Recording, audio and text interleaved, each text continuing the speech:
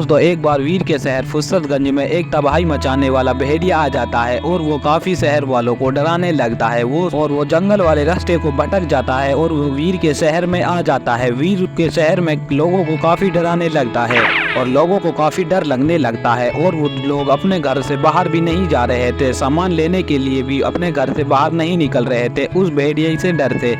वो भेड़िया काफी तेजी से दहाड़ रहा था, मानो ऐसा लग रहा है कि भेड़िया ने काफी दिनों से कुछ खाया नहीं है, वो काफी भूखा है। इसलिए शहर वाले उसकी दहाड़ से डरे होते हैं और अपने घरों से बाहर भी नहीं निकलते हैं। इस बात की वीर दरोबूबाई को नहीं पता होता कि उसके शहर में भेड़िया आया हुआ है और लोग डरे हुए हैं। वीर से बेखबर होकर वो भेड़िया वीर के शहर में घुस जाता है और वीर को पता नहीं होता, वीर के शहर वालों को पता होता है। वीर के शहर वाले सभी लोग अपने दरवाजे को बंद कर लेते हैं उस भेड़िए की डर से।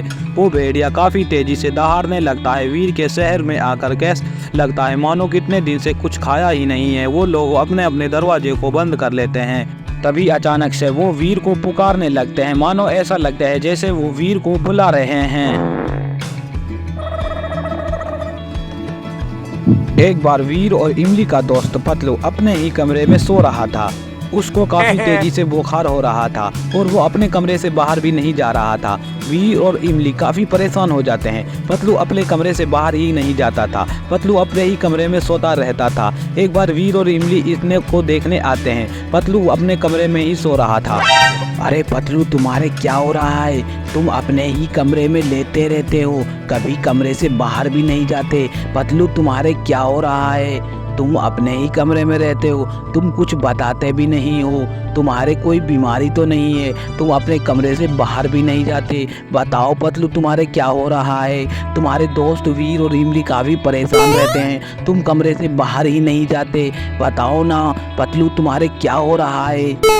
अरे मेरे दोस्तों मेरे तो कुछ नहीं हो रहा है, मैं तो बिल्कुल ठीक हूँ। तुम इतने परेशान कैसे हो?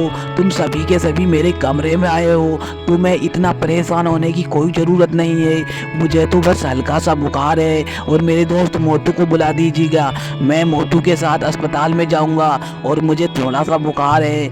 अरे पतलू ठीक है, मैं तुम्हारे दोस्त मोटू को बुला देता हूँ और तुम्हें वो हॉस्पिटल ले जाएगा। हॉस्पिटल में तुम्हें वो डॉक्टर को दिखाएगा तुम्हें क्या बीमारी है, अपनी बीमारी का इलाज कराना अच्छे से।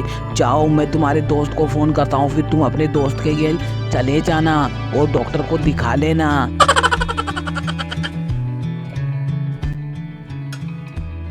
अरे पतलू तुम्हारे क्या हो रहा है? तुम इसी कमरे में लौटे रहते हो।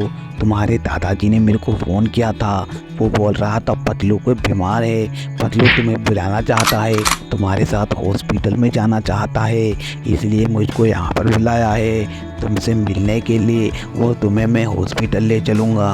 अरे हाँ मोटू मेरे यार, मैंने तो तुम्ही को बुलाया था, तुम मेरे दोस्त हो इसलिए मैंने तुम्हें बुलाया है। तुम मुझे हॉस्पिटल ले चलोगे क्या?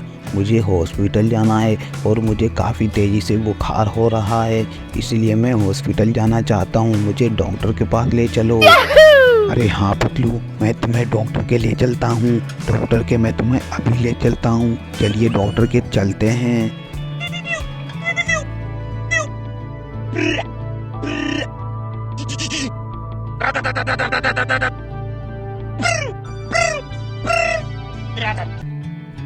अरे पतलू अब तो तुम्हारे कुछ नहीं हो रहा है, अब तो तुम ठीक हो।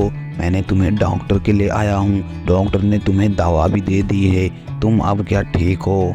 हाँ मोटू मेरे दोस्त, अब तो मैं बिल्कुल ठीक हूँ। मुझे डॉक्टर ने इंजेक्शन लगा दिया है और अब तो मैं काफ़ी ठीक हूँ, मुझे कुछ नहीं हो रहा है। चलिए मुझे मेरे दोस्तों से ले मिलाइए, वीर, इमली और वीर के दादाजी से मिलना चाहता हूँ, मुझे वहाँ पर ले चलो।